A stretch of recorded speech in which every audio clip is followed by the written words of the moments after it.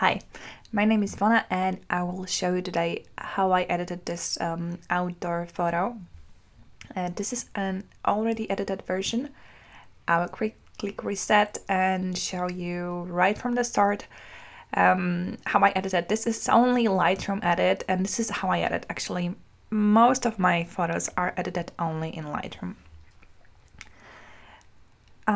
For this photo, it was taken with 135mm lens. You can see the settings here, and it was backlit. The light was somewhere over there behind the boy, so you can see the rim of light, and it also causes the face to be a little dark, especially that he had his hat on. So my goal is to kind of brighten up the middle part of this photo, not making the face super bright, because it won't look natural, just to make it a little brighter. So first thing, I'm going to start with cropping my image. This is the crop tool here in Lightroom, and we go to I will go to 4:3 format, and I will crop that that foreground. I don't need it, but I like this here, so I want to keep this. And another thing I want to do, I want to brighten up his face, and I usually do that with like a larger area, not only the face. I think that it tends to look very unnatural if you just brighten up the face. So I'll use a radial filter here, and whenever I do that, I always click twice on the effect to make sure that all those sliders are in the middle and all those numbers are zeros. And I'll click my invert. So this is, I usually use that inverted. So I'm gonna make a radial around his face.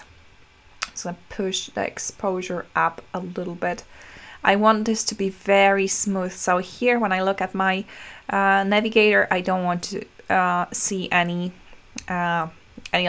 circles. So make sure it's not like this, that it's very soft and gentle, so you can't see the filter.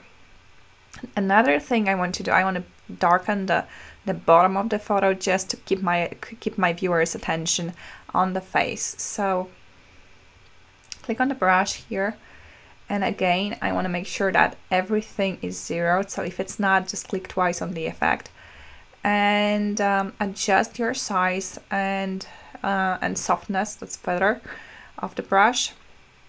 And then move my exposure slider down, and now I'm just darkening here and on this side.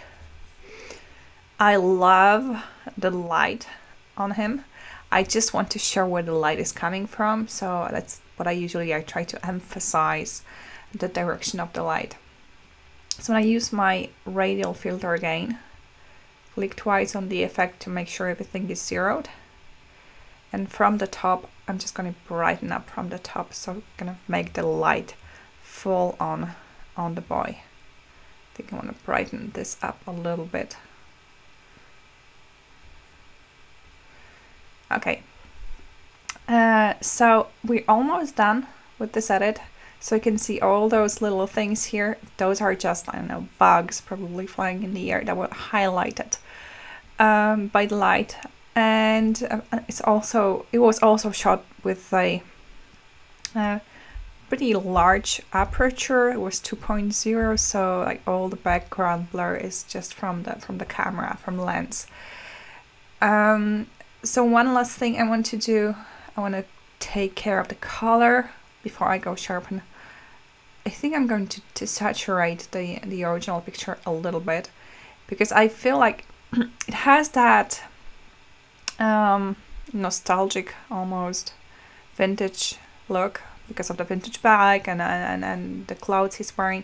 So I wanted to give it a little bit of a vintage look, and I feel like sepia is vintage, so I usually desaturate my image, and then down here in split toning, I just click on this little box, and then with my eyedropper I just choose a color, and then orange tone to set it.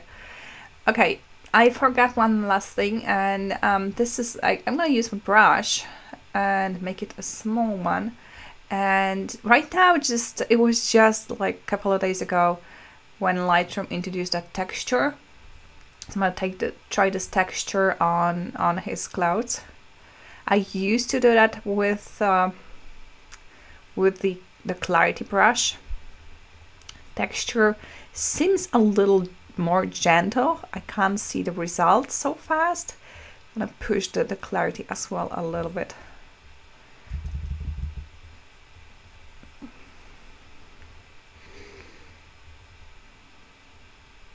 I'm trying not to touch the face because it usually makes the face look ugly. And then let's go down and sharpen the image. So for the sharpening, I tend to just push the amount up, and then holding my Alt or Option key on my keyboard, push that up until it has been removed from the face and from most of the background. And then I can push the other sliders up depending on what I see here. If I like the result, if it doesn't destroy the detail too much. And I'm ready to export my image. So if you want to know how to export, just go to File and use Export. So and if you have any troubles and if you didn't understand where to find those tools, you can always go to my to another video. I'm gonna add a link below to my other video, which will show you all the tools that you need in Lightroom in order to edit your photos. Also, I would like to invite you to my website and to other editing videos which are more complicated. I do a lot of different stuff with combining images, with turning day into night and all that fun stuff. And then you can find the link below to my website where you can find those videos. You can purchase all collection of my editing videos, or just choose a single video and purchase only that one. So it's up to you, but definitely a lot of really interesting stuff, and also a little bit of Photoshop, not only Lightroom. But again, mostly Lightroom. So if you are a Lightroom user, you will find a lot of interesting edits. But for those who use Photoshop, I also have something very interesting. So I hope to see you on my website and on my social media. Also links below to my galleries. Thank you so much for watching, and see you next time.